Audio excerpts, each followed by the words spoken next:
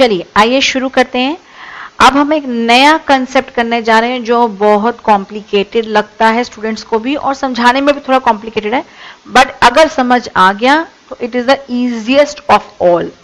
ये है हमारा फिक्स्ड ओवरहेड कॉस्ट वेरिएंस।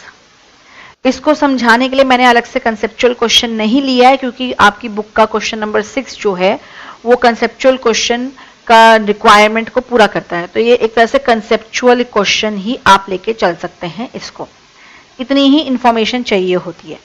तो देखिए जरा फिक्स्ड ओवरहेड्स, ये कुछ इंफॉर्मेशन दे रखी है, इसको पढ़ने से पहले कहानी समझिए, फिक्स्ड ओवरहेड्स का बिहेवियर समझिए। हमने वेरिएबल ओवरहेड समझ लिया, हमें यह भी समझ आ गया वेरिएबल ओवरहेड्स जो हैं वो खर्चा माल को बनाने की प्रक्रिया जो चलती है उस दौरान होता है वो खर्चा। अगर प्रक्रिया लंबी खिंची, आवर ज्यादा लगे तो वो खर्चा बढ़ता जाता है। तो इट इज वेरी इंपॉर्टेंट कि एफिशिएंसी वर्कर्स की अच्छी हो वहां पे, बट यहां ऐसा नहीं है। इस खर्चे का नाम जो है वो है फिक्स्ड ओवरहेड कॉस्ट वेरिएंस। कोई एक फिक्स्ड ओवरहेड, फिक्स्ड इनडायरेक्ट खर्चे का नाम बताइए, कोई आइटम बताइए। सबसे important and famous is rent, rent of the factory. अब रेंट ऑफ द फैक्ट्री जो है ये एक इंपॉर्टेंट एग्जाम्पल है, इसी को मध्य ध्यान में रख के हम लोग इस क्वेश्चन को समझाएंगे कि जब मैं फिक्स्ड ओवरहेड्स बोलूं तो आप रेंट को मानिए, रेंट। अब मैं इस क्वेश्चन में रेंट वर्ड ही बोलूंगी, ठीक है। रेंट नामक खर्चा जो है वो कितना होना चाहिए था? भाई हम लोग वेरिएंस निकाल रहे ना, तो वेरिएंस तो हमेशा से क्या रहा है, स्टैंडर्ड कॉस्ट क्या होनी चाहिए थी? स्टैंडर्ड कॉस्ट, ये तो नीडलेस टू से आपको पता होना चाहिए, standard cost for actual output minus actual cost. मैं इस बात से तो कभी भी नहीं बदली हूं कि भाई ये हम जो बता रही हूं मैं अभी आपको, देखिए जरा, एक्चुअल कॉस्ट ये तो मेरा स्टेटमेंट हमेशा से रहा है, चाहे मैंने आपको मटेरियल वेरिएंस करवाया और लेबर वेरिएंस करवाया और वेरिएबल ओवरहेड वेरिएंस करवाया और अब फिक्स्ड ओवरहेड। स्टैंडर्ड कॉस्ट क्या है एक्चुअल आउटपुट को बनाने में, मतलब स्टैंडर्ड रेंट क्या होना चाहिए था, एक्चुअल में क्या रेंट गया उसकी बात करेंगे। पहले एक छोटी सी कहानी सुनिए। कहानी क्या ये मैं कहूंगी, मेरे फादर ने मुझे ये इंस्ट्रक्शंस, या जब मैंने बिजनेस खोला था अपना शुरुआत में, यंग एज में, यंग तो मैं भी हूं, लेकिन जब खोला था तो तब उन्होंने मुझे कुछ एक दो बातें कही थी और वो मैंने जब बाद में कोरिलेट किया इस कंसेप्ट से। उन्होंने कहा जब बिजनेस शुरू करते हो तो कोशिश करना खर्चे वेरिएबल रखो, मतलब जब माल बन के बिकेगा तभी खर्चा हो, फिक्स खर्चे मत बना के रखना। मैंने कहा क्यों नहीं बना के रखूं? कह रहे फिक्स खर्चे बनाओ, कोई दिक्कत नहीं है, आप अपने खर्चे फिक्स कर लो, लेकिन फिक्स खर्चों की एक प्रॉब्लम होती है, फिक्स खर्चे फिक्स्ड हो जाते हैं, फिर आप प्रोडक्शन करो या नहीं करो, खर्चा वहीं का वहीं टस से मस नहीं होगा। किसी वजह से तुम बीमार पड़ गई, तुम क्लासेस नहीं ले पाई, कुछ भी हो गया, तो तुम्हारा तो खर्चा वहीं का वहीं जाएगा, रेंट तो वही का वही रहेगा, रिसेप्शनिस्ट की सैलरी वही की वही रहेगी, पर मंथ की खर्चा तुमने बांध लिया अपना। मैंने कहा बात तो सही है। कह रहे फिक्स खर्चा उसी व्यक्ति को अपने बिजनेस में बढ़ाना चाहिए जो इन 3 बातों को फॉलो कर सके। क्या आपने फिक्स खर्चा जब बांधा होगा तो सोचा होगा ना कुछ, यार इतना खर्चा करने के बाद मेरा इतना वॉल्यूम ऑफ गुड्स बन के बिकना चाहिए। हम सोचते हैं ना कि हाँ यार रेंट हम करेंगे, हम रिसेप्शनिस्ट को सैलरी देंगे, हम स्टाफ को सैलरी देंगे, तो कम से कम इतना माल तो बन के बिकना चाहिए। तो भैया उतना माल बेचोगे तुम, अगर तुम नहीं बेच पाए, उतना वॉल्यूम तुम नहीं बेच पाए, तो तुम्हारा जायज खर्चा नाजायज बन जाएगा, क्योंकि फिक्स खर्चा तो टस से मस नहीं होगा, वो वहीं का वहीं खड़ा रहेगा बुद्ध बन के। तुम्हारा ही खर्चा तुम्हारे को बुरा बना देगा, क्योंकि फिर सब बोलेंगे इसको बिजनेस चलाना नहीं आता। अगर तुमने उतना वॉल्यूम बेच दिया जितना तुमने प्लान किया था, जितना तुमने बजटेड किया था, अगर उतना ही वॉल्यूम तुमने एक्चुअल में बनाकर बेचा तो तुम्हारा ये फिक्स खर्चा जायज जस्टिफाई हो जाएगा, वरना हम बोलेंगे तुमने गलत खर्चा किया। भैया मैंने कहा क्या कहना चाह रहे हो आप? ये मैं आपको वो बात बता रही हूँ जो मेरे फादर से बात हुई थी, डेफिनेटली इतनी डिटेल में नहीं हुई थी, बट उन्होंने मुझे मोटी मोटी बातें बताई थी कि भैया फिक्स खर्चा जो होता है वो अपनी जगह से हिलता नहीं है। मैं अपने तरीके से आपको इस बात को समझाती हूँ। कहना क्या मैं चाह रही हूँ कि मैंने सोचा कि भाई मैं एक जगह फैक्ट्री रेंट पे लूंगी, उस फैक्ट्री का रेंट है 1 लाख रुपया। सुन रहे हैं आप लोग? 1 लाख रुपए का रेंट है। मैंने ये फैक्ट्री रेंट पे लिया, 1 लाख रुपए का रेंट देने का सोच रही हूँ, अभी सोच रही हूँ, आई एम जस्ट थिंकिंग। तो ये जो फैक्ट्री इतनी जितना बड़ा मैंने एरिया लिया है, मेरे को ऐसा लगता है कि वहां से कम 10,000 यूनिट्स बनकर बिकने चाहिए। ये मैंने बजटेड आउटपुट लिखा है यहाँ पे। मतलब मेरे हिसाब से ये रेंट तभी जस्टिफाई होगा, ये रेंट तभी जस्टिफाई होगा जब कम से कम इतना खर्चा, इतना वॉल्यूम बनाकर मैं बेचूं। ठीक है, लेकिन अब मैंने ये रेंट दे दिया रेंट, भाई साहब रेंट दे दिया। जनवरी का रेंट 1 लाख रुपए पे कर दिया मैंने। तो अब मेरे वर्कर्स ने काम करना शुरू किया और कितना टारगेट है, 10,000 यूनिट्स बनाने का। अगर मेरे वर्कर्स ने पर मंथ का हिसाब किताब है, ठीक है, अगर मेरे वर्कर्स ने 1 महीने के अंदर 10,000 यूनिट्स बना के बेच दिए तो ये खर्चा जायज जस्टिफाई हो जाएगा। लेकिन अगर मेरे वर्कर्स ने सिर्फ 8,000 यूनिट्स बनाए तो मुझे सब बोलेंगे नहीं कि भैया अगर तुझे 8,000 ही बनाना था तो इतनी बड़ी फैक्ट्री लेके तूने क्यों वेस्टेज करी? तुझे अगर वॉल्यूम कम बनाना था, तुम्हारे बैचेस में बच्चे कम आने थे, तो इतनी बड़ी जगह रेंट पे लेके क्या किया तुमने? बेकार में वेस्ट कर दिया पैसा। तो अगर आपने बजटेड वॉल्यूम नहीं बना पाया, आपका एक्चुअल में वॉल्यूम जो बन के तैयार हुआ कुछ और है, तो फिर जस्टिफाइबल खर्चा 1 लाख नहीं 80,000 बैठेगा। 10,000 की यूनिट्स पर अगर 1 लाख का खर्चा जस्टिफाइबल है तो प्रोपोर्शनेटली 8,000 के ऊपर 80,000 का रेंट ही देना जायज था। फिर ये मेरी बन जाएगी कौन सी कॉस्ट कि एक्चुअल आउटपुट जो बना है उसके ऊपर ये कॉस्ट होनी चाहिए थी, और करके मैं कितना बैठ गई हूं? 1 लाख। हेंस अगर आप अभी आप ना थोड़ी देर के लिए क्वेश्चन एग्जाम के बारे में भूल जाइए, आप बिजनेस के बारे में सोचिए। ठीक है, थोड़ी देर के लिए मेरे विश्वास कीजिए, ये बहुत इंपॉर्टेंट है। रियल लाइफ में भी बिजनेस खोलते समय सारे बिजनेस जो डूबते हैं ना, it is one of those big reasons. लोग अपने फिक्स खर्चे, भाई हमारे को तो रिसेप्शनिस्ट भी चाहिए, हमारे को टेलीकॉलर्स भी चाहिए, हमारे को तो अटेंडेंट भी चाहिए, हमारे को तो कस्टमर रिलेशन ऑफिसर भी चाहिए। अरे तुम खर्चे 10 बढ़ाओ, कोई दिक्कत नहीं है, लेकिन उनकी सैलरियां जाएंगी नहीं जाएंगी? सैलरी जाएगी। रेंट जाता नहीं जाता? प्राइम लोकेशन पे जगह लेनी है, कोने में जाकर जगह लेनी है, रेंट जाएगा नहीं जाएगा? रेंट जाने में कोई दिक्कत नहीं है, लेकिन रेंट तभी खर्च करो, फिक्स खर्चा तभी बढ़ाओ जब उससे रिलेटेड वॉल्यूम भी बना के बेच पाओ। अगर आप बजटेड वॉल्यूम नहीं बना के बेच पाओगे तो कल को ये जायज खर्चा नाजायज बन जाएगा, और जायज खर्चा ये हो जाएगा। फिर खर्चा होना चाहिए था 80,000, करके बैठ गए तुम 1 लाख। और ये जो नुकसान हुआ है, मतलब 80,000 का होना चाहिए था खर्चा, हुआ 1 लाख। ये 20,000 का नुकसान इसलिए हुआ है क्योंकि तुम वॉल्यूम नहीं बना पाए। अब इस वॉल्यूम को तुम क्यों नहीं बना पाए? क्यों नहीं तुम 10,000 यूनिट्स बना पाए? वजह क्या है? यहां मेरे डैड ने एक बात कही थी, वो मैं आपको बोलना चाहती हूं। उन्होंने कहा कि तुम जैसे मैं अपने एकेडमी का एग्जांपल लेती हूँ, स्टार्टिंग डेज की बात है। तो दे सेड मी कि तुम 1 महीने का रेंट देती हो। 1 महीने का रेंट में चलो रेंट छोड़ो, आप यहीं पे बात करते हैं, एकेडमी से नहीं करते रिलेट, यहां बात करते हैं। ये क्यों आपका नाजायज 20,000 का नुकसान क्यों हो गया आपका? वाई 20,000 का लॉस? वाई 20,000 रुपीज का ये वेरिएंस क्यों उत्पन्न हुआ? वेरिएंस मतलब खर्चा होना चाहिए था 80,000, 1 लाख करके बैठ गए क्योंकि आपने 2,000 का वॉल्यूम नहीं बनाया। क्यों नहीं बनाया? 30 दिन मिले थे आपको काम करने के लिए, आपने क्या 30 दिन काम नहीं किया? तब वर्कर ने बताया नहीं सर, हम तो 27 दिन काम किया, 3 दिन फैक्ट्री बंद रही। तो जब फैक्ट्री बंद रहेगी तो वॉल्यूम कैसे बनेगा? तो वॉल्यूम क्यों नहीं बन पाया उसका भी हम एनालिसिस करेंगे। वॉल्यूम क्यों नहीं बन पाया? हो सकता है आपने पूरे कैलेंडर डेज के हिसाब से काम नहीं किया, उसकी वजह से वेज उत्पन्न हो पाया। 30 दिन की दिन होते हैं और आपने सिर्फ 27 दिन काम किए, तो ऑटोमेटिकली भाई जब कम दिन काम करोगे तो वॉल्यूम तो कम ही बनेगा ना। एक ये पता चला कारण क्या। फिर 27 दिन काम करने तुम आए हो, वर्कर्स आए हैं, लेकिन उन्होंने 27 दिन फैक्ट्री में रह के भी पूरी फैक्ट्री की क्षमता यूज नहीं करी, आराम से बैठे हुए हैं और पूरी क्षमता यूज नहीं कर रहे हो। फैक्ट्री के जितने घंटे अवेलेबल है उतने घंटे भी काम नहीं हो रहा। इसका मतलब आप फैक्ट्री की पूरी क्या नहीं इस्तेमाल कर पा रहे हो? कैपेसिटी। और जितनी कैपेसिटी यूज करी उसको भी तो तुम्हें कैसे यूज करना चाहिए? एफिशिएंटली।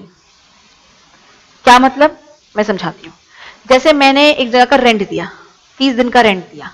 अब उस 30 दिन में मुझे 30 दिन आके पढ़ाना चाहिए, सुबह दोपहर शाम हर टाइम पढ़ाना चाहिए। मैं आई सिर्फ 27 दिन। अब जब 27 दिन आऊंगी तो काम तो कम ही करूंगी ना, तो मेरा नुकसान हुआ किसकी वजह से? कैलेंडर डेज मैंने पूरे नहीं किए। माल कैसे बना लूंगी? अब 27 दिन आने के बाद मुझे सुबह दोपहर शाम यूज करना चाहिए। भाई साहब मैं तो पूरी कैपेसिटी फैक्ट्री की यूज नहीं कर रही हूं, मतलब मैं सिर्फ दोपहर को काम कर रही हूँ, बाकी दिन काम ही नहीं कर रही, बाकी टाइम काम ही नहीं कर रही। You are wasting, you are completely wasting. तुम कैपेसिटी यूज नहीं कर रही हो तो वॉल्यूम कैसे बनेगा? और दोपहर को जो मैं काम कर रही हूँ उसमें भी मैं बहुत आराम आराम से स्लो कर करके काम कर रही हूँ, स्लोली स्लोली। मतलब मेरी क्या खराब है? एफिशिएंसी। तो फिर वॉल्यूम कैसे बन के रेडी होगा? फिक्स खर्चा वो बनाए करे बढ़ाए जिसको अपने पे पूरी कॉन्फिडेंस है। इसको वो मत लेना कि हाँ हमें अपने पे कॉन्फिडेंस है, नो। फिक्स खर्चा तब बढ़ाओ जब आपको लगे कि आप मारुति कार नहीं, स्पोर्ट्स कार की तरह काम करने के लिए बिल्कुल सक्षम है। आपका शरीर, आपका दिमाग, आपका माइंडसेट बिल्कुल स्पोर्ट्स कार की तरह है। तब आप फिक्स खर्चे बढ़ाएं, क्योंकि तब आप पूरे 30 दिन काम करेंगे, बीमार नहीं पड़ सकते। आप 30 डेज काम कीजिए, आप पूरा उसको नीचे जो आपने देखो फिक्स खर्चा ना बेटा महीने की शुरुआत में मतलब बंद गया, आपका बंद गया है, आपको वो खर्च करना ही पड़ेगा। शुरुआत में करो, एंड में करो, लेकिन वो बंद गया है। अब आपका टारगेट होना चाहिए कि जो हमने फिक्स खर्चा बांध दिया है उसके हिसाब से हमें वॉल्यूम बनाकर बेचना है। वॉल्यूम बनना चाहिए, बिकना चाहिए। अगर आप बना के नहीं बेच पा रहे हो, क्यों नहीं बना के बेच पा रहे, उसकी वजह हम आपको बता देते हैं। लोग फैक्ट्री ही 2-3 दिन छुट्टी हो गई, आए तो पूरी क्षमता यूज नहीं करी फैक्ट्री की, और जितनी यूज करी उसको भी एफिशिएंटली यूज नहीं करी, तो नुकसान नहीं होगा तो क्या होगा। सो हेंस व्हेन यू, मैंने इतना इसलिए बोल रही हूँ क्वेश्चन करवाना आसान हो जाएगा, कि आप जब श्योर हो कि you can work to your maximum without any off, you can use your factory to the maximum, you should use your factory to the maximum, you should use your capacity to the fullest and most efficiently, तब हम कहेंगे yes आप volume पूरा बना पाएंगे। और अगर volume पूरा बना लिया तो यही खर्चा जो प्लान किया था आपने, जिसके हिसाब से आप रेंट देने वाले हैं, वो आपका जस्टिफाइबल हो जाएगा। चलिए हम एक क्वेश्चन की फिगर्स लेंगे, क्वेश्चन नंबर 6 की, और वहां से ये कहानी को हम फिगर्स में आपको एक्सप्लेन करेंगे, ठीक है, और कॉलम्स बनेंगे। देखिए फिगर्स क्या है।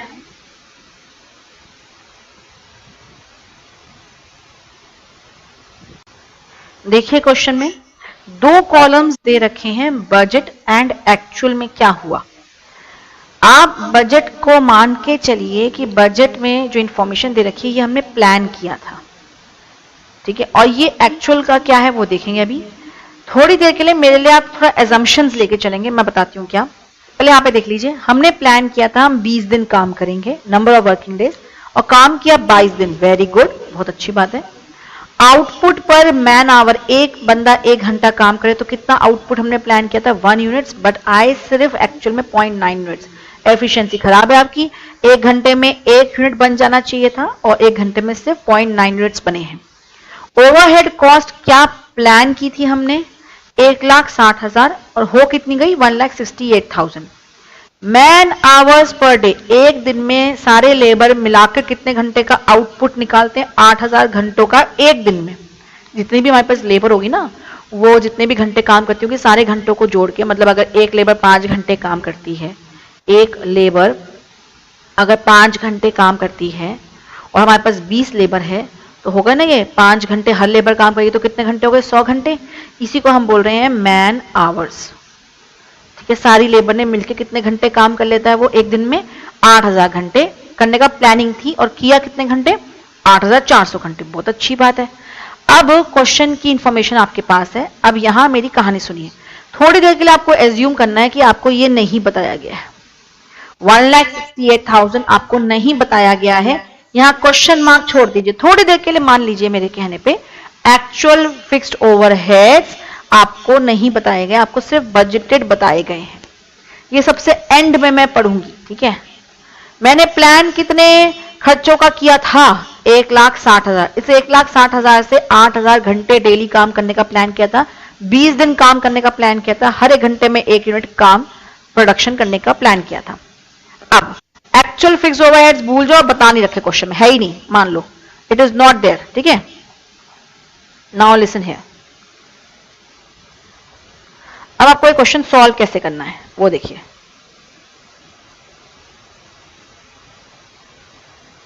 एक सेकेंड,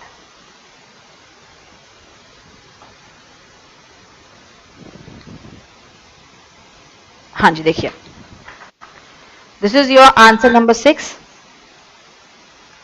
सबसे पहले आपको 7 कॉलम्स बनाने हैं। Yes you heard me right, 7 columns. वैसे 5 बनने चाहिए लेकिन मैं 7 बनाती हूं, 2 को रिपीट करती हूं। क्यों करती हूं अभी आपको दिखेगा, फॉर बेटर अंडरस्टैंडिंग एंड बिना कोई गलती के हमारे क्वेश्चन सॉल्व हो जाए। सो टोटल हमें कितने कॉलम्स बनाने हैं 7 कॉलम्स। ऊपर 3 कॉलम्स बनेंगे और नीचे 4 कॉलम्स बनेंगे।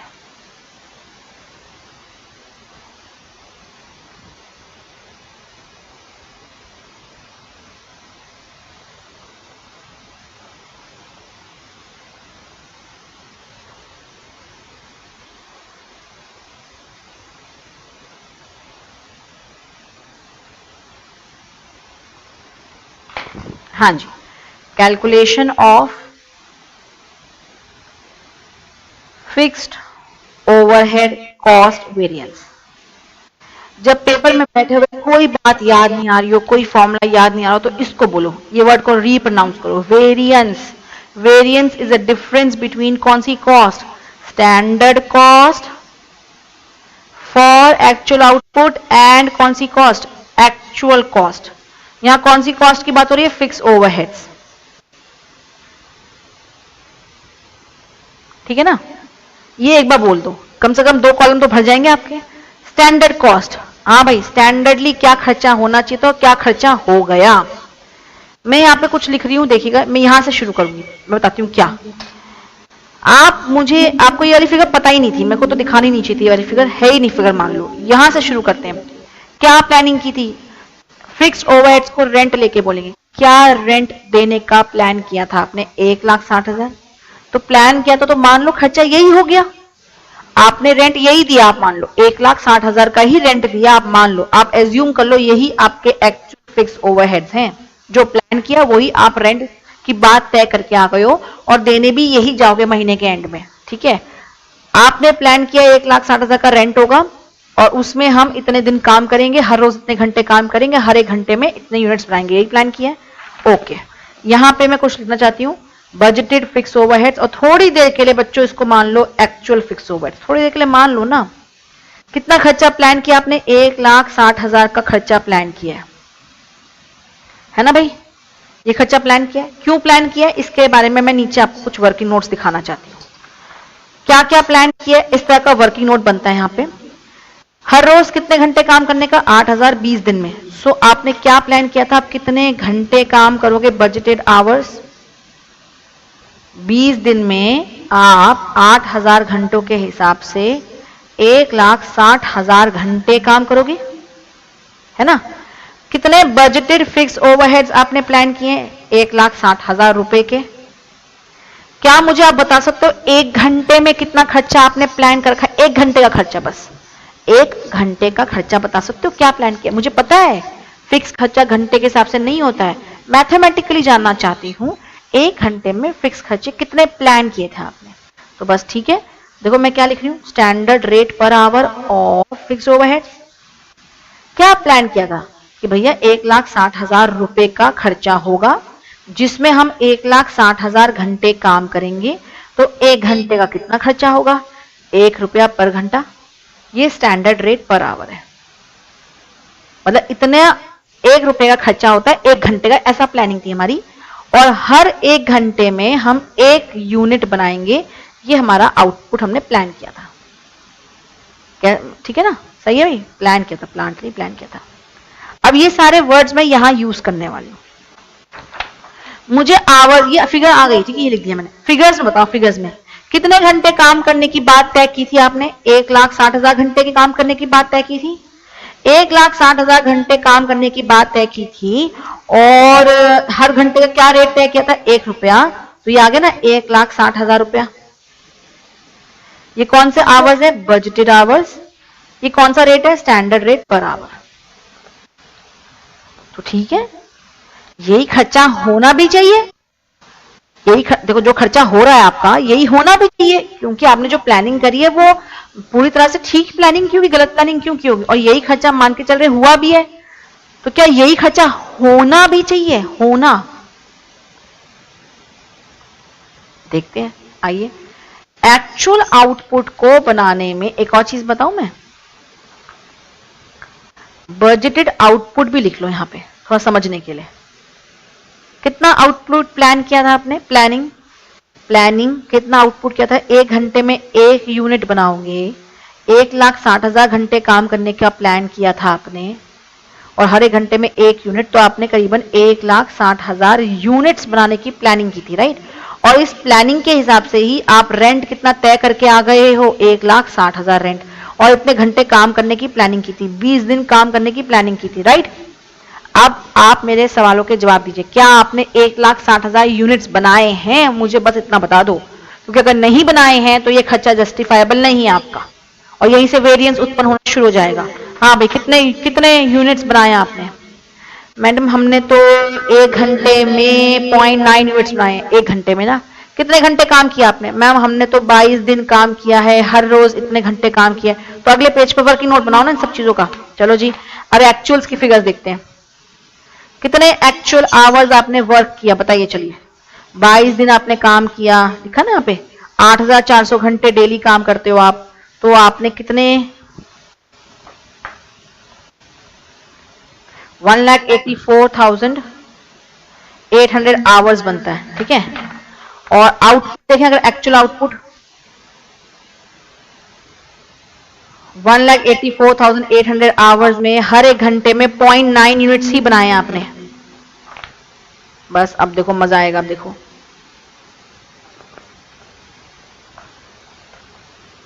ये देखो 1,66,320 ये है यूनिट्स। इतने यूनिट्स आपने एक्चुअल में बनाए हैं, और प्लान किया था आपने 1,60,000 यूनिट्स का, और आपने बना कितने दिए? वो बहुत अच्छा काम किया आपने। क्यों अच्छा काम किया? कारण ये कि आप जो फिक्स खर्चा करके आते हो मार्केट में, वो प्लानिंग के हिसाब से खर्च कर देते हो। रेंट आपने प्लानिंग के हिसाब से खर्च कर दिया, आप रेंट तय करके आ गए हो 1,60,000 का। अब आपको 1,60,000 यूनिट्स बनाने थे, और आपने कितने बना लिए? 1,66,320 units. Congratulations, you have out performed. अच्छा काम परफॉर्मेंस दिया आपने। तो अब हम यहाँ पे अगर देखें हम लोग यहाँ पे, तो हमें फायदा हुआ है। हम फायदा कैसे रिप्रेजेंट करेंगे, मैं आपको वो दिखाती हूँ। आपको भी पता है ये क्या लिखा है, standard cost for actual output. Standard cost for actual output है ना, एक्चुअल आउटपुट पे क्या खर्चा होना चाहिए था। 1,66,320 यूनिट्स जो बने हैं, इनको यहां अब हम आते हैं क्या खर्चा होना चाहिए था। एक यूनिट बनना तो चाहिए 1 घंटे में, राइट। तो 1,66,320 यूनिट्स बनने चाहिए कितने घंटों में? 1,66,320 आवर्स में बन जाने चाहिए। बन जाने चाहिए, क्या निकाला मैंने? Standard hours for actual output. और हर 1 घंटे का खर्चा क्या होना चाहिए? खर्चा स्टैंडर्ड रेट क्या खर्चा होना चाहिए? 1 रुपया पर घंटा। तो इस हिसाब से देखें तो स्टैंडर्ड कॉस्ट देखें अगर हम लोग फॉर एक्चुअल आउटपुट देखा जाए, तो हर घंटे का खर्चा आपका होना चाहिए 1 रुपए के हिसाब से। तो इतना खर्चा होना चाहिए था, और आपका खर्चा हुआ है सिर्फ कितना? 1,60,000 ओनली। एंड कितना खर्चा होना चाहिए आपका? 1,66,320 रुपीज का खर्चा होना चाहिए आपका। पर हुआ कितना है? 1,60,000 का। फायदा हो गया है। क्यों फायदा हो गया? क्योंकि आपने वॉल्यूम क्या बनाया है? ज्यादा बनाया है। 1,60,000 यूनिट्स बनाने की प्लानिंग की थी, और 1,66,320 यूनिट्स बना लिए। ये कैसे निकाला हमने? हमने standard hours for actual output को मल्टीप्लाई किया, जैसे हम करते आ रहे स्टैंडर्ड रेट पर आवर से। एक्चुअल आउटपुट था 1,66,320 यूनिट्स। हर यूनिट 1 घंटे में बनना चाहिए, तो इतने घंटों में हमारा फिनिश गुड्स बन जाने चाहिए थे, और हर घंटे का ये रेंट जाना चाहिए 1 रुपया। तो इतना रेंट हमारा जायज है, और हमारा तो खर्चा सिर्फ 1,60,000 का हुआ है। 1,66,320 आवर्स है बेटा, इंटू 1 रुपीज, तो ये निकल के आ गया। और ये कौन से आवर्स हैं? Budgeted hours. और ये कौन से आवर्स हैं? यहाँ पे लिखा स्टैंडर्ड, जो हमेशा लिखता आ रहे हम लोग, बस ये कभी नहीं लिखा हम लोगों ने। और थोड़ी देर के लिए मैं तो इसको आपको क्या मानने को कह रही हूँ, एक्चुअल में जो खर्चा हो गया प्लानिंग के हिसाब से, यहाँ बेटा प्लानिंग के हिसाब से ही खर्चा हो जाता है। तो मैम फिर वो 1,68,000 क्या था जो क्वेश्चन में देखा था? अरे चले जाएंगे इसके ऊपर भी, रुक तो जाओ, पहले आप मेरी बातों पे थम्स अप करो। क्या इस बार को thumbs up? Variance is a difference between standard cost and actual cost. Standard cost किसकी? फॉर एक्चुअल आउटपुट, जो माल बन के तैयार हुआ उस पर पता लगाया क्या खर्चा होना चाहिए था, और हमने सिर्फ खर्चा कितना किया, 1,60,000। हमें इतना फायदा क्यों दिख रहा है होता हुआ, क्योंकि हमने वॉल्यूम ज्यादा बनाया है, इसलिए हमारे को फायदा हो रहा है। कितने से फायदा हो रहा है, 1,66,320 का होना चाहिए था खर्चा, हुआ 1,60,000 का, और हमको फायदा हो गया यहाँ पे 1,66,320 माइनस 1,60,000, 6,320 का फायदा हो गया, फेवरेबल, हमें फायदा हो गया। अब मुझे इस फायदे को और तोड़ फोड़ के चेक करना है कि इतना फायदा कैसे हो गया, क्यों हुआ, क्या कारण रहा, क्या इससे ज्यादा फायदा हुआ था और कोई नुकसान की वजह से ये फायदा कम हो गया। मैं वॉल्यूम के ऊपर वॉल्यूम वेरिएंस क्यों उत्पन्न हुआ उसका विश्लेषण करना चाहती हूँ। मैं कहां से शुरू करूंगी, मैं आपको बताती हूँ। मैं यहां से शुरू करूंगी, एक्चुअल से शुरू करूंगी, इस वाली फिगर से शुरू करूंगी। हमने क्या प्लान किया था, मैं इसी चीज को बेटा यहां लिखूंगी, इसी चीज को यहां लिखूंगी, देख लो, ये वाली चीज को मैं यहां लिखूंगी और इस वाली चीज को मैं यहां लिखूंगी, ठीक है, लिख दो, क्रॉस करके लिख दो। मैम बड़ा कंफ्यूजिंग आपका तो तरीका, अरे थोड़ा सा तो पेशेंस रखो, ऐसा तो है नहीं कि हर चीज का लॉजिक नहीं है, लॉजिक है, थोड़ा मेरे स्टूडेंट्स को पेशेंस रखना पड़ता है, फिर बाद में जब मैम बात करते करते, बाद का कोई टेंशन नहीं है, एक बार समझ लो, फिर इसकी प्रैक्टिस जब हम क्वेश्चंस करते करते आपको फ्लुएंट हो जाएंगे आप इसमें भी, जैसे मटेरियल लेबर में हुए हम। ये चीज मैं यहां लिखना चाहती हूँ, क्या, budgeted hours into standard rate per hour. ये मेरा थोड़ी देर के लिए मान लीजिए कौन सा खर्चा, एक्चुअल, और ये है मेरा standard cost, standard hours for actual output को बनाने में जो लगने चाहिए थे घंटे, इनटू हर घंटे का क्या खर्चा होना चाहिए था, 1,66,320 आवर्स इनटू 1 रुपीज। प्लान क्या क्या था, सिर्फ काम कितने करेंगे, 1,60,000 घंटे काम करेंगे, 1 रुपये का खर्चा था ये। चलो पता लगाते हैं ये वॉल्यूम ज्यादा कैसे बन गया, फायदा कैसे हो गया। मैंने वर्कर को बुलाया, मैंने कहा भाई तूने मुझे, मैं यहां से बात कर रही, जो मैंने प्लानिंग की थी मैं तो वहीं से बात करना शुरू करूंगी ना। मैंने बुलाया, मैंने कहा भाई एक बात बता, तूने कितने दिन काम करने की बात तय की थी मेरे से, कह रहा मैम 20 दिन। मैंने कहा तूने काम कितने दिन किया है, कह रहा मैम 22 दिन। मैंने कहा वेरी गुड गुड, क्योंकि मेरा रेंट तो फिक्स्ड है, मेरा रेंट तो 1,60,000 फिक्स्ड है, तुम ज्यादा दिन काम कर रहे हो, 20 दिन की जगह 22 दिन काम कर रहे हो। मैम ऐसे कैसे हो सकता है, ये रेंट 30 दिन का हो, हमारी फैक्ट्री 20 दिन खुलती है और हमारे वर्कर्स ने 22 दिन आके काम कर लिया हो, तो हमारे वर्कर्स ने 22 दिन काम किया। मैंने कहा वेरी गुड यार, देखो देखा जाए, अब मैं यहां पे देखो क्या लिखने जा रही हूं, यहां पे मैं एक वर्ड लिखने जा रही हूं, पॉसिबल, ये BFOH था, अब यहां पे देखो क्या लिखा मैंने, PFOH मतलब, थोड़ा ऊपर लिख रही हूं, possible fixed overheads, PH possible hours into standard rate per hour. क्या लिखा मैं बताती हूँ। मेरे को वर्कर ने अभी बताया कि हम लोगों ने 20 दिन की जगह 22 दिन काम किया, तो मैंने कहा ठीक है, 20 दिन में 1,60,000 घंटे काम करना संभव था, तो 22 दिन में हम कितने घंटे काम कर सकते थे। तो मैंने यूनिटरी मेथड किया, 1,60,000 डिवाइडेड बाय 20 दिन इंटू 22 दिन, तो ये कितने घंटे निकल के आया, 1,60,000 डिवाइडेड बाय 20 इंटू 22।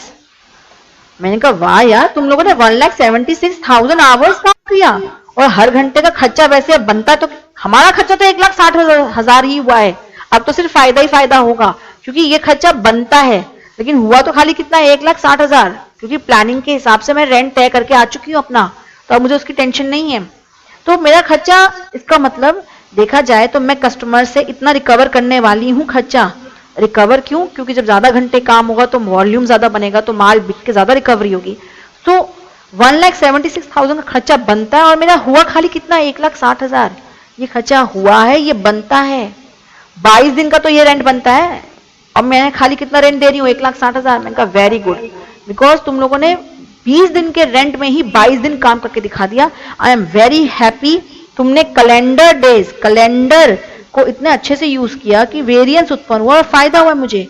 जो खर्चा 1,60,000 का होना चाहिए था, नहीं सॉरी 1,76,000 का होना चाहिए 22 दिन के हिसाब से, तो लेकिन मेरा तो खाली कितना खर्चा हो रहा है, अब मैं यहां से यहां माइनस कर रही हूं, ठीक है, 16,000 फायदा। हाँ 16,000 फेवरेबल। 16,000 का फायदा हो गया क्योंकि तुमने 2 दिन एक्स्ट्रा काम किया है। और मेरा खर्चा तो हुआ कितना है सिर्फ। आप ना बेटा ये बजटेड को ये मत सोचो ये होना चाहिए, नो, खर्चा होना तो ये चाहिए। वो तो मैं यहां जा रही हूं अभी धीरे, ये मेरा हो गया है खर्चा, मेरा बहुत मुश्किल होगा समझना, प्लानिंग वाला खर्चा ही मेरा एक्चुअल खर्चा है, ये मेरा हो गया है। बट हमारे वर्कर्स ने 22 दिन काम किया, उसके हिसाब से तो खर्चा कितना होना चाहिए था, 1,76,000, but I have done the show in 1,60,000 only. So मेरे को 16,000 का गेन दिख रहा है। मैंने कहा चलो वेरी गुड ब्रेवो, तुम लोगों ने 1,76,000 आवर्स काम किए 22 दिन में। कह रहा है नो मैम, हमने 1,76,000 आवर्स काम नहीं किया है। क्या बात करते हो, 22 दिन में तो इतने घंटे बनते हैं। कह रहा है मैम हम लोगों ने 1,84,800 आवर्स काम किया है। मैंने कहा क्या बात है, मजा ही आ गया, तुमने तो 22 दिन में जो क्षमता बनती है उस क्षमता को भी ब्रेक कर दिया, तुमने तो कैपेसिटी भी ज्यादा इस्तेमाल करी। तुमने तो एक्चुअल में जो काम किया वो कितने घंटे काम किया, 1,84,800 आवर्स, एक्चुअल आवर्स इंटू 1, हर घंटे का ये खर्चा बनता है। मैंने कहा वाओ कितना फायदा हो गया। अब यहां से यहां तक का फर्क देखेंगे, खर्चा बनता इतना है और 22 दिन का हुआ इतना है, यहां से यहां तक देख रहे हैं हम लोग, ठीक है। तो कितने का फर्क आ रहा है यहां से यहां तक, 184,800 माइनस 1,76,000, 8,800 रुपीज फेवरेबल। ये है कैपेसिटी वेरिएंस। मैंने कहा आई एम सो हैप्पी कि मेरे वर्कर्स इतने अच्छे हैं कि मैं सिर्फ 20 दिन का रेंट देती हूं एक्चुअल में, और वो लोग 22 दिन काम करते हैं, उसमें भी ज्यादा कैपेसिटी यूज करते हैं। तो मेरे को फायदा हो रहा है, कैलेंडर की वजह से फायदा हुआ, कैपेसिटी की वजह से फायदा हुआ। मैंने कहा तुम लोगों ने 1,84,800 घंटे काम किया है। मैंने कहा वाह, और 1 घंटे में 1 यूनिट बनता है, तो तुमने तो फिर 1,84,800 यूनिट्स बनाए होंगे। कह रहा है सॉरी मैम थोड़ी गलती हो गई। मैंने कहा क्या गलती हो गई। कह रहा है मैम यूनिट्स कम बने हैं। मैंने कहा बेशरम आदमी, यूनिट्स कम बनाए हैं, ये सब फिर मेहनत करने का क्या फायदा हुआ, तुमने यूनिट्स कम बना दिए। ज्यादा घंटे काम करके भी, तुम ज्यादा घंटे पढ़ाई करके भी चैप्टर नहीं खत्म कर पा रहे, तो फिर क्या फायदा हुआ।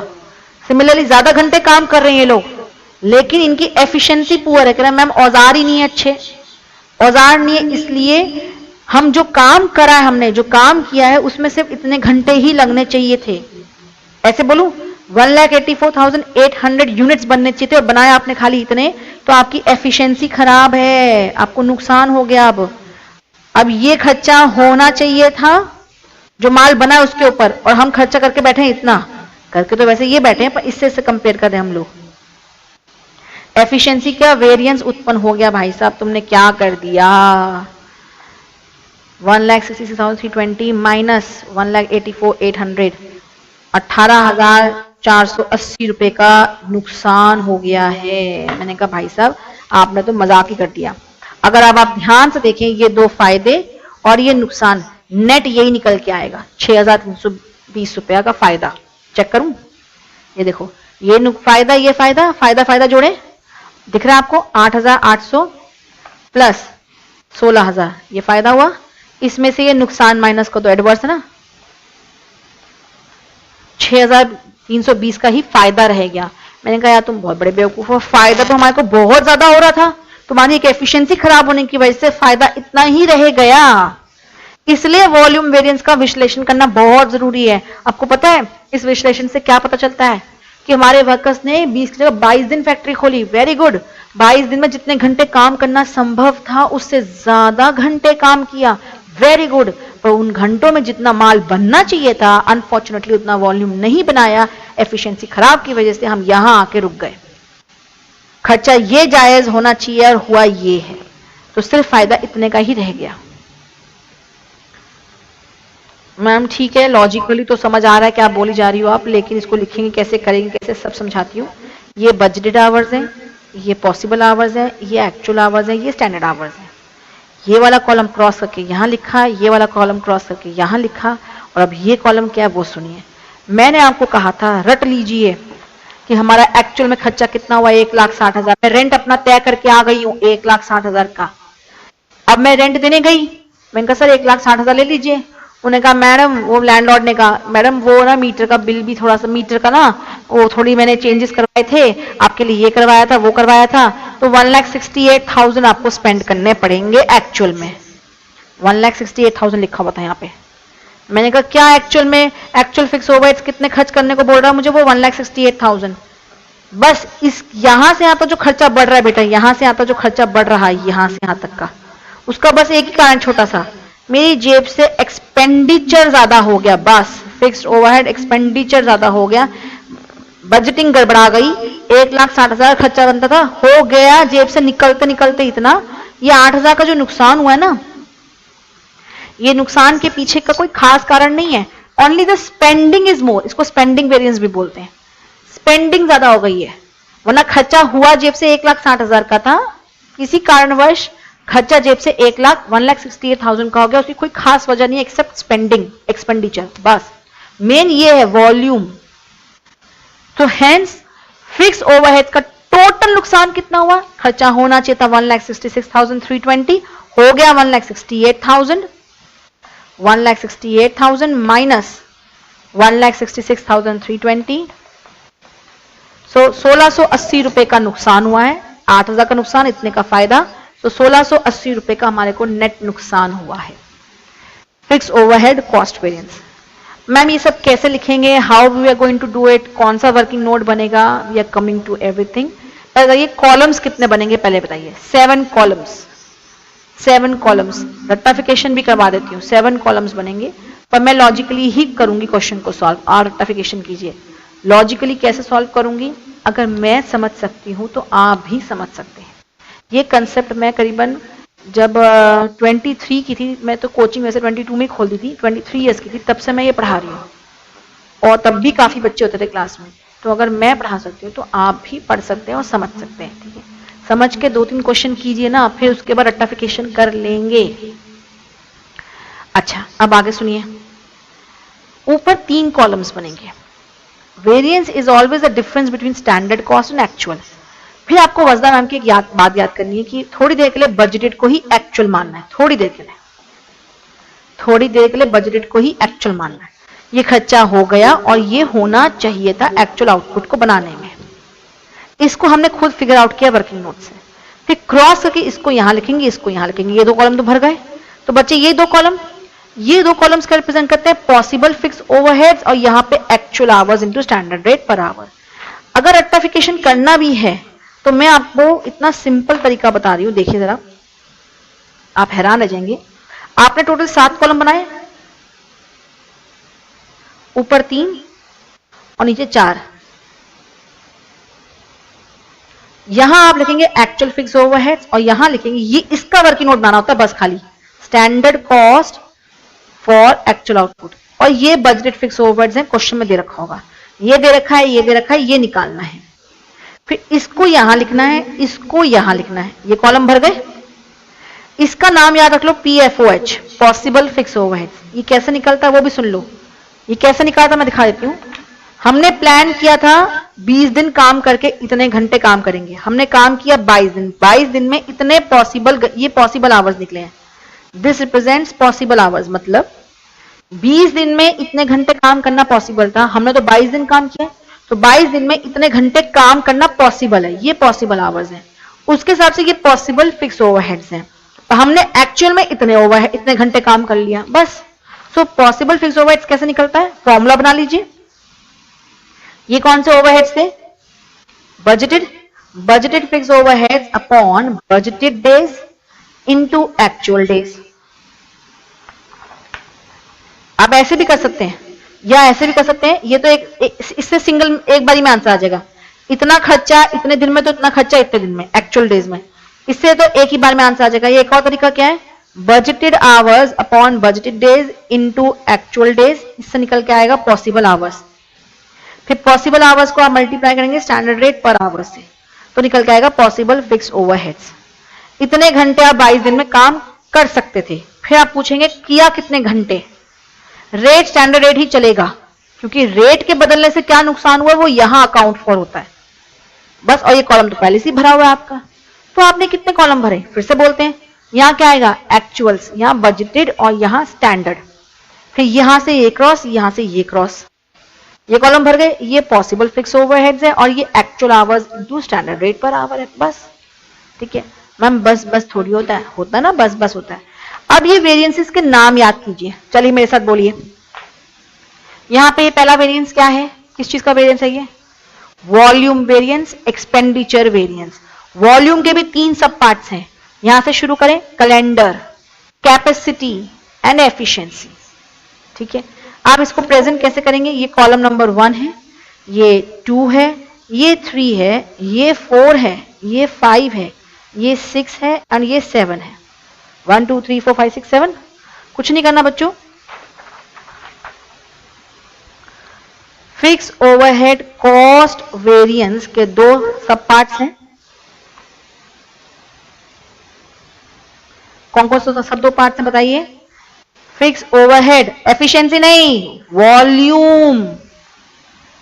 यहां पे वॉल्यूम वेरिएंस और यहां पे फिक्स ओवरहेड, या तो स्पेंडिंग बोलते हैं या बोलते हैं भी बोल सकते हैं, या हम बोलते हैं इसको एक्सपेंडिचर वेरिएंस।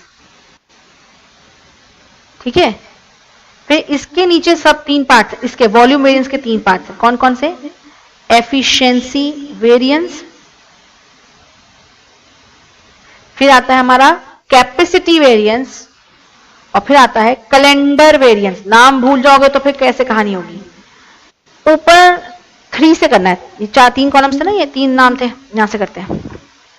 वॉल्यूम और एक्सपेंडिचर तो यहीं से निकलेगा 1 2 3 से ही, तो 3 - 1, 3 - 2 एंड 2 से पहले 1। ठीक है, और ये तीनों यहां से निकलते 4 5 6 7 से, तो बहुत सिंपल है, 4 - 5 5 - 6 6 - 7। आंसर नेगेटिव में आए तो एडवर्स, पॉजिटिव में आए तो फेवरेबल।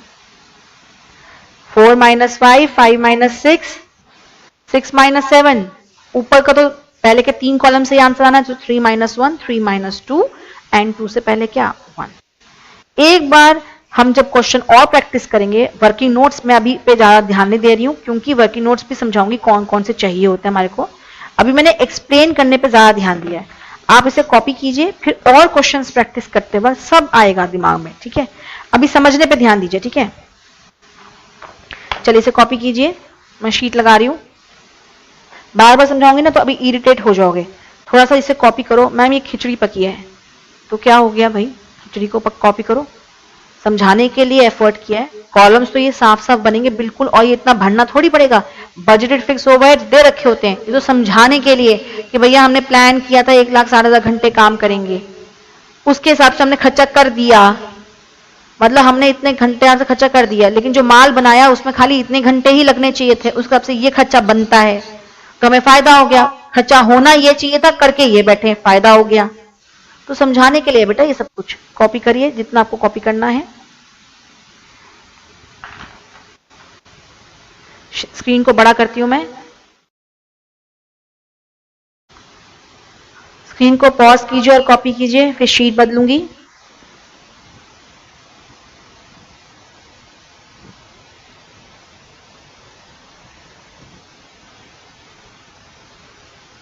शीट बदल रही हूं मैं, ये नहीं आएगी शीट, पहले हमारी शीट ये भी नहीं आएगी, पहले ये वाली आएगी। बजटेड आवर्स के वर्किंग नोट है ये। अभी लिख लीजिए, मैं समझाऊं दूसरे क्वेश्चन में तरीके से मैं इसको फॉर्मेट में करवाऊंगी। ठीक है, अभी ज्यादा फॉर्मेट पे ना ध्यान देके समझाने पे ध्यान दे रही हूं।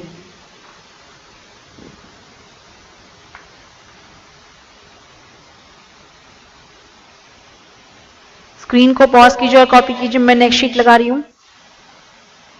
इसके बाद ये वाला वर्किंग नोट था, स्क्रीन को पॉज कीजिए और फिर कॉपी कीजिए, फिर शीट बदलूंगी मैं।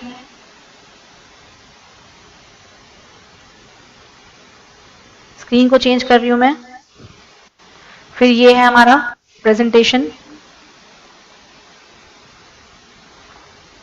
अभी तो इसमें से रेशियोज निकलेंगी, efficiency ratio, capacity ratio, calendar ratio, उसका भी क्वेश्चन आ सकता है।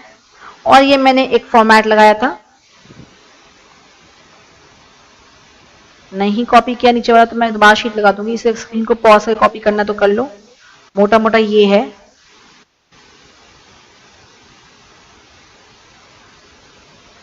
चलिए अब हम लोग क्वेश्चंस की तरफ बढ़ेंगे। क्वेश्चंस करते करते जैसे जैसे आएगा कंसेप्ट वैसे वैसे और क्लियर होता जाएगा, परेशान बिल्कुल नहीं होना है। चलिए क्वेश्चंस की तरफ बढ़ते हैं अब हम। ये एक मटेरियल कॉस्ट वेरिएंस का रिवर्स वर्किंग का क्वेश्चन है। मटेरियल कॉस्ट वेरिएंस का रिवर्स वर्किंग का क्वेश्चन है। देखिए क्वेश्चन क्या बोल रहा है। सिंपल क्वेश्चन है, कोई दिक्कत नहीं होगी, अच्छा क्वेश्चन है, पेपर में आ सकता है। ठीक है, इंटर लेवल पे कमी आता है ये। ठीक है, 1 किलोग्राम ऑफ प्रोडक्ट के requires 2 chemicals A and B. 1 kilogram of product के, 1 किलोग्राम बनाना हो के का, तो उसमें 2 तरह के रॉ मटेरियल चाहिए होते हैं, A and B, and the following are the details of product के for the month of June. जून के महीने के लिए इंफॉर्मेशन दे रखी है। 2 तरह के रॉ मटेरियल को मिक्स करके के बनता है। स्टैंडर्ड मिक्स दे रखा है, स्टैंडर्ड प्रपोर्शन बता रखा है कि केमिकल ए का 50% डलेगा, केमिकल बी का 50% डलेगा, प्रपोर्शन दे दिया। स्टैंडर्ड प्राइस पर किलोग्राम भी बता दिया, भाई साहब स्टैंडर्ड प्राइस बता दिया कि केमिकल ए का 12 एंड केमिकल बी का 15। डन, प्राइस है ये। एक्चुअल में इनपुट डाला 70 kilogram, actual input of chemical B डाला है 70 kilogram, actual price per kilogram of chemical A का एक्चुअल प्राइस दे रखा है। एक काम करते हैं, ये सारी इंफॉर्मेशन जो है ये हमें अपने हमारी टेबल के अंदर फिल करनी होती है। हमें ये समझ आ चुका है कि यहाँ पे रॉ मटेरियल की बात हो रही है, रॉ मटेरियल के कॉस्ट वेरिएंस की, नीचे से देख के भी पता चल रहा है you are required to calculate material mix variance and all that stuff. So let's do one thing, इस इंफॉर्मेशन को पढ़ने का कोई फायदा नहीं है क्योंकि हम इसको मेमोराइज तो नहीं कर सकते। हम कॉलम्स अपने 4 बना लेते हैं जो हमें बनाने होते हैं। देखिए 4 कॉलम्स हमारे क्या बनते हैं आपको पता ही है, उनको हम बना लेते हैं, फिर उनको फिल करते जाएंगे जो जो इंफॉर्मेशन हमारे को दे रखी है। अभी सब दिखेगा, डोंट वरी।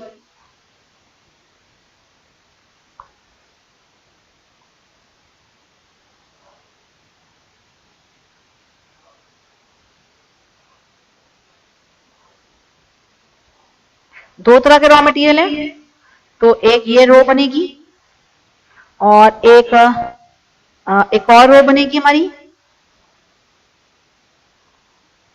और एक टोटल की रो बनेगी। ठीक है भाई, हाँ जी। यहां देखिए जरा, this is your answer number 7, question number 7 है ये, answer number 7। It is on material cost variance. थोड़ा सा फॉन्ट साइज हम छोटा करते हैं। हाँ जी अब ठीक है, बिल्कुल। देखिए जरा, मटेरियल कॉस्ट वेरिएंस। मैंने चारों कॉलम्स के क्या क्या नाम सिखा रखे हैं, साथ में बोलिएगा। एक्चुअल्स एट स्टैंडर्ड, फिर क्या सिखा रखा है, रिवाइज्ड एट स्टैंडर्ड, एंड फिर क्या सिखा रखा है, स्टैंडर्ड कॉस्ट। फॉर्मूला नामों को देखकर लिख लीजिए, क्या फॉर्मूला होगा, मटेरियल की बात हो रही है यहां पे, actual quantity into actual price, actual quantity into standard price, revised actual quantity into standard price, और ये तो स्टैंडर्ड ही है, so everything is going to be standard into standard price.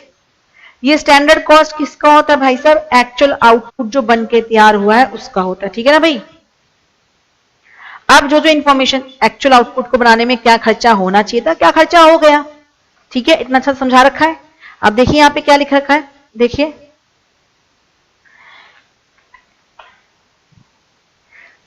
Standard mix proportion क्या होना चाहिए, स्टैंडर्डली 50-50%। ठीक है। Standard price per kilogram, standard price per kilogram ए का 12 रुपए और बी का 15 रुपए। ओके, स्टैंडर्ड प्राइस यहाँ ए है, ये ए है और ये है बी। इसका स्टैंडर्ड प्राइस कितना लेके चलना है, 12 रुपए पर किलोग्राम एंड 15 रुपए पर किलोग्राम। ठीक है, जहां जहां स्टैंडर्ड प्राइस है वहां वहां लिख देती हूँ। स्टैंडर्ड प्राइस 12 रुपए 15 रुपए, यहां पे तो एक्चुअल प्राइस लिखना है तो मैं नहीं लिख रही हूं। आगे देखिए, actual input of chemical B is 70 kilogram. Actual में बी केमिकल जो है वो 70 किलोग्राम डाला गया है। एक्चुअल क्वांटिटी बी की कितनी डाली गई है, 70 किलोग्राम। ओके, आगे मुझे नहीं पता है, आगे देखिए जरा। Actual price per kilogram of chemical A is 15 रुपए। केमिकल ए का प्राइस, एक्चुअल प्राइस 15 रुपए है। केमिकल ए का एक्चुअल प्राइस 15 रुपए है, ठीक है, पर किलोग्राम। इसके बाद रखा है standard normal loss is 10% of total input. Important है, ये भी इंपॉर्टेंट है। आगे देखिए, material cost variance total, total मतलब सारा मटेरियल कॉस्ट वेरिएंस जो टोटल आता है यहां पे, वो है एडवर्स है 650 और मटेरियल यील्ड वेरिएंस टोटल है 135 adverse. You are required to calculate mix variance total, usage variance total, price variance total, actual loss of actual input of chemical A, actual price per kilogram of chemical B.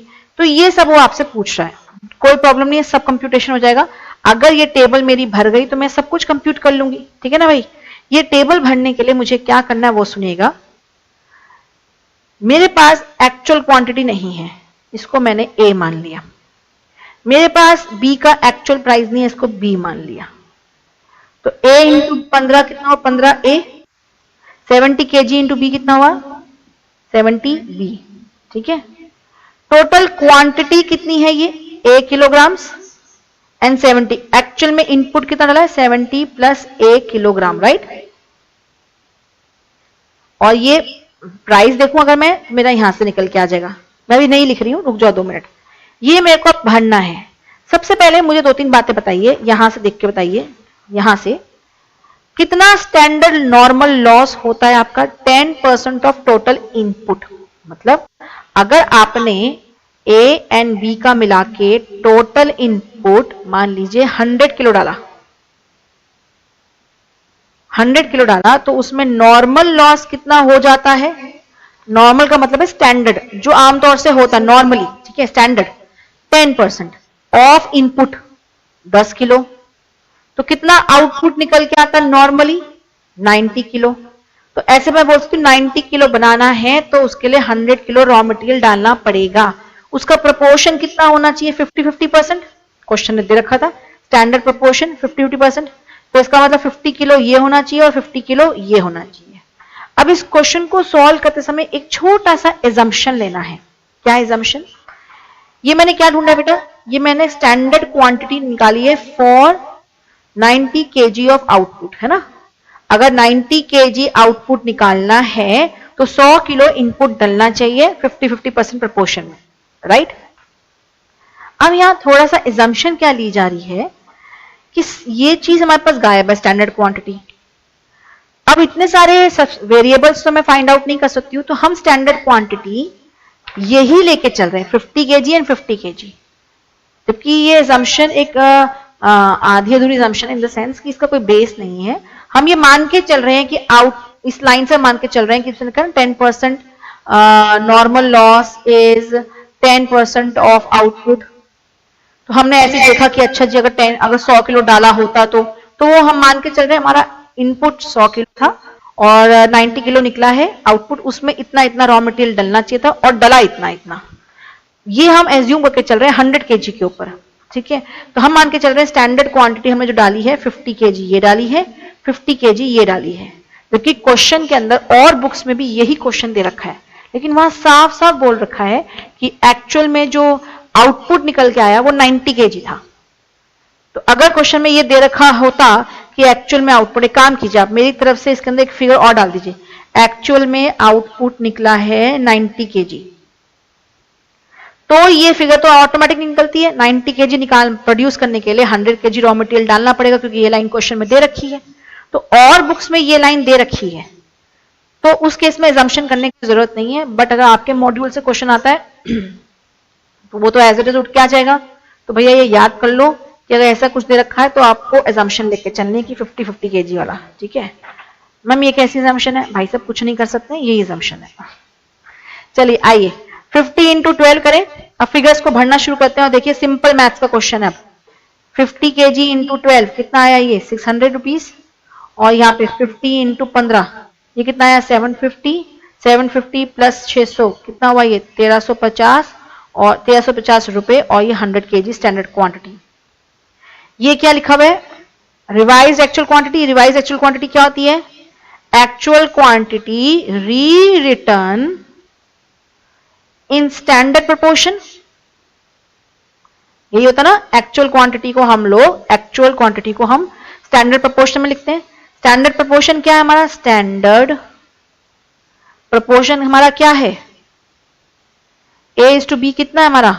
50-50%। Actual quantity हमारी कितनी है? Actual में हमारी कितनी quantity डली है? 70 + A kg। तो क्या मैं RAQ निकाल सकती हूँ? यस, मैं निकाल सकती हूँ। कैसे? A और B का कैसे निकाल सकती हूँ? देखो बड़ा सिंपल है, 70 + A ये टोटल है, इसका 50%। स्टैंडर्ड प्रोपोर्शन करी ना बेटा, 50/100 कर लो। चलो 50/100 कर लो। स्टैंडर्ड प्रोपोर्शन में बांट रही हूँ, इस एक्चुअल क्वांटिटी को स्टैंडर्ड प्रोपोर्शन में बांट रही हूँ। 70 + A टोटल एक्चुअल इनपुट को स्टैंडर्ड प्रोपोर्शन में बांट रही हूँ। कितना निकल के आ जाएगा? 70, ये तो 1/2 हो गया। 70 / 2 35 प्लस 8 / 2 इज 0.5A। ठीक है ना बॉस? ऐसे यहां पे ये 1/2 हो गया ना। 70 / 2 35 plus 0.5A। Revise actual quantity यहां पे आ गई 35 प्लस 0.5A। 35 plus 0.5A। समझ आया मैंने क्या किया? एक्चुअल क्वांटिटी को रीराइट किया। ये तो बेटा मैं ना फॉर्मूले से ही करवा रही हूँ। फॉर्मूला मतलब जो ऊपर लिखा हुआ उसी को मैं करवा रही हूँ। इसमें लॉजिकली कुछ समझने की जरूरत नहीं है। रिवर्स वर्किंग का क्वेश्चन है, रिवर्स वर्किंग का क्वेश्चन है, तो उसमें मैं लॉजिक से नहीं यहीं से समझा सकती हूँ। ठीक है, चलिए इसको सॉल्व कर देते हैं फटाफट। 12 × 35 कीजिए, कितना निकल के आया? 12 × 35 420 प्लस 6A, राइट। ऐसे यहां पे भी कर देते हैं। 35 × 15 525 प्लस इसे मल्टीप्लाई करेंगे 7.5A। ठीक है बॉस, समझ आई यहां बात? ओके, अब यहां पे टोटल करके लिखना हो तो टोटल करके भी लिख सकते हो। टोटल करके क्या लिखोगे? देखो एक्चुअल क्वांटिटी तो यही है, इन दोनों को जोड़ोगे क्वांटिटी तो यही है 70 + A। और वैल्यूएशन में देखोगे तो कितना निकल के आ रहा है? इन दोनों को जोड़ोगे तो देखो 420 प्लस 525 945 प्लस 13.5A। सही है बॉस? एक्चुअल क्वांटिटी तो आपको पता ही है, A kg and 70 kg। So this is 12A and this is, multiply कर देते हैं। 70 × 15 is 1050, so this is 70 + A kg and this is 1050 plus 12A। अब ये A और B अगर मिल जाए पूरी कहानी में हमारे को, तो हमारा ये पूरा टेबल भर जाए। क्वेश्चन में हमारे को इंफॉर्मेशन दो और दे रखी थी। क्या दे रखी थी? मटेरियल कॉस्ट वेरिएंस टोटल में 650 एडवर्स है और मटेरियल यील्ड वेरिएंस 135 एडवर्स है। मैंने अपनी बुद्धिमानी से जितना हो सका ये कॉलम्स को भरने की कोशिश करी है। अब मैं क्या करूंगी, देखो अब मैंने आपको मटेरियल कॉस्ट वेरिएंस का प्रेजेंटेशन सिखाया है, वो लिखूंगी। मटेरियल कॉस्ट वेरिएंस के दो पार्ट्स होते हैं। क्या क्या पार्ट्स होते हैं बताइए जरा, बोलिए। मटेरियल यूसेज वेरिएंस, और यहां कौन सा वाला पार्ट होता है? बोलो भाई, ऐसे हम चुप नहीं रह सकते। Material price variance. और यूसेज वेरिएंस के भी दो पार्ट्स होते थे। यहां पे यील्ड वेरिएंस इस साइड पे, और यहां mix variance. Material yield variance और यहां आएगा मटेरियल मिक्स वेरिएंस। फिर मैंने क्या सिखाया था? कौन से कॉलम को किससे माइनस करना? 4 - 1, 4 - 2, 4 - 3, 3 से पहले 2, 2 से पहले 1। अब क्वेश्चन ने क्या क्या दे रखा है आपको देखो जरा। मटेरियल कॉस्ट वेरिएंस ये दे रखा है 650 एडवर्स, एडवर्स मतलब माइनस में। Material yield variance 135 adverse, total में है ना, टोटल मतलब ए और बी रॉ मटेरियल का मिला के कितना है? 135 एडवर्स।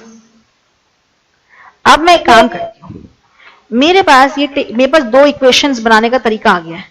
मैं इन दोनों को सॉल्व करने की कोशिश करती हूँ। क्या कोशिश करते हो देखो जरा। इसको पहले उठाती हूँ, चलो ठीक है। देखो जरा 4 - 3, ये कॉलम 1 था, 2 था, 3 था एंड 4 था। 4 - 3 टोटल, 4 का टोटल कितना है? 1350। तो मैं यहां लिखती हूँ 1350 माइनस, फोर्थ कॉलम लिखा -3, 3 का कितना है? ये फिगर ब्रैकेट खोला 945 plus 13.5a is equal to -135। दिख रहा है आपको? अब इसको सॉल्व कर देते हैं। इसमें एक ही वेरिएबल है a, इसको सॉल्व कर सकते हैं बड़े आराम से। कैसे सॉल्व करेंगे?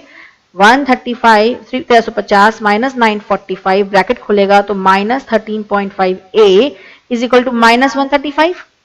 इसको जो माइनस कीजिए कितना आ रहा है ये 1350 माइनस 945 ये आया 405 minus 13.5a is equal to -135। इसको वहां ले जाएं, नेक्स्ट पेज पे दिखाएं इसको करके, पेज की कमी थोड़ी है से। हाँ जी, ये इक्वेशन लिखी थी 405 minus 13.5a is equal to -135। ये चीज यहां जाएगी -13.5a इज इक्वल टू 135 है ये -405 माइनस हो गया ना यहां जाके। इसको जोड़ेंगे तो कितना आ रहा है देखिए जरा, जोड़ेंगे लेकिन साइन नेगेटिव ही रहेगा। -135.a माइनस माइनस दोनों साइड का कट गया, a is equal to 540 divided by 13.5। So 540 divided by 13.5, so a आ गया 40।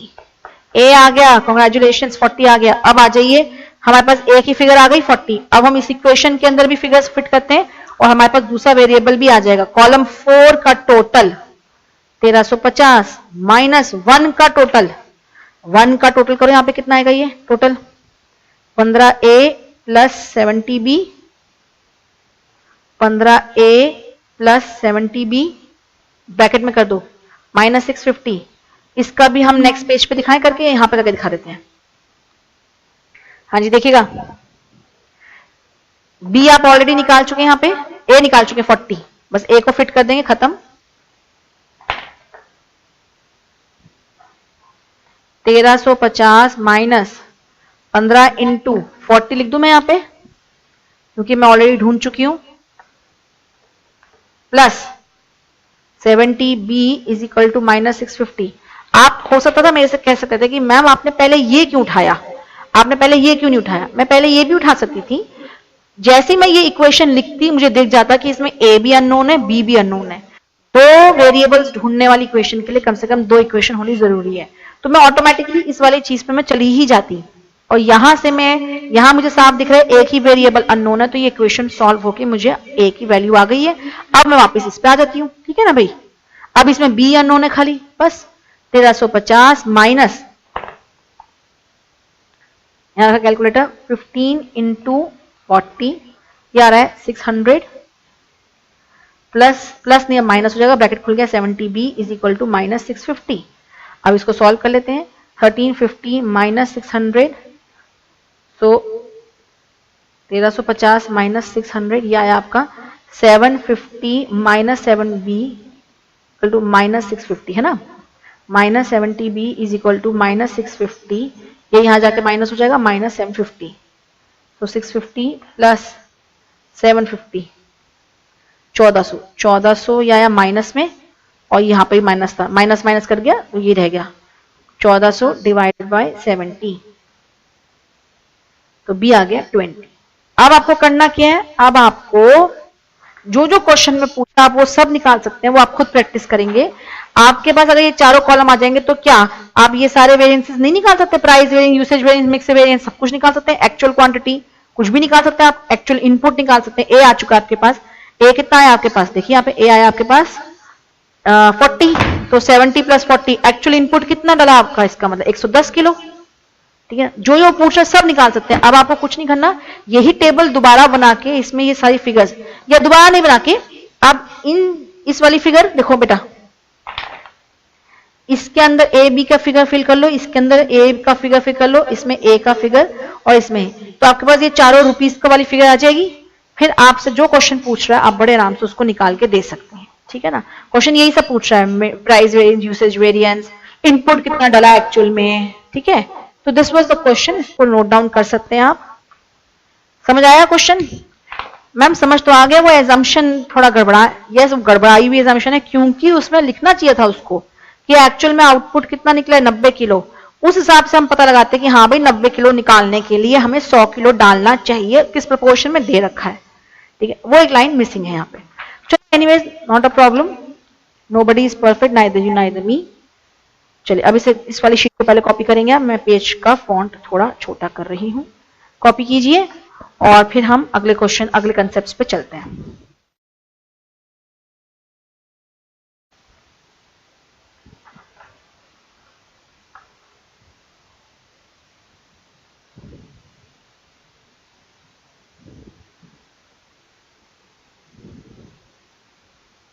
कॉपी कर लीजिए, मैं शीट चेंज कर रही हूं, स्क्रीन को पॉज कीजिए और कॉपी कीजिए। नेक्स्ट शीट लगा रही हूं मैं, स्क्रीन को पॉज कर लीजिएगा, ठीक है। शीट चेंज कर रही हूं,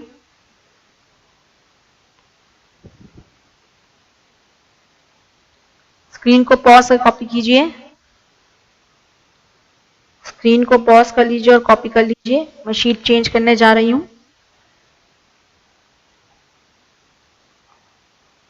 और एक और शीट की स्क्रीन को पॉज करके कॉपी कीजिए।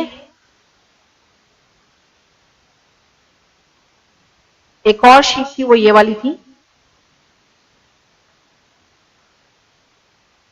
एग्जाम्पशन क्या लिया है इस क्वेश्चन में, लिमिटेड इंफॉर्मेशन की वजह से।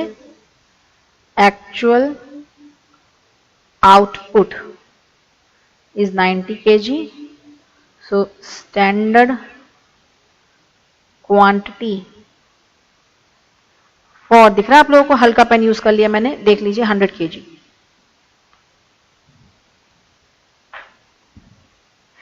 स्क्रीन को पॉज करके कॉपी कर लीजिए।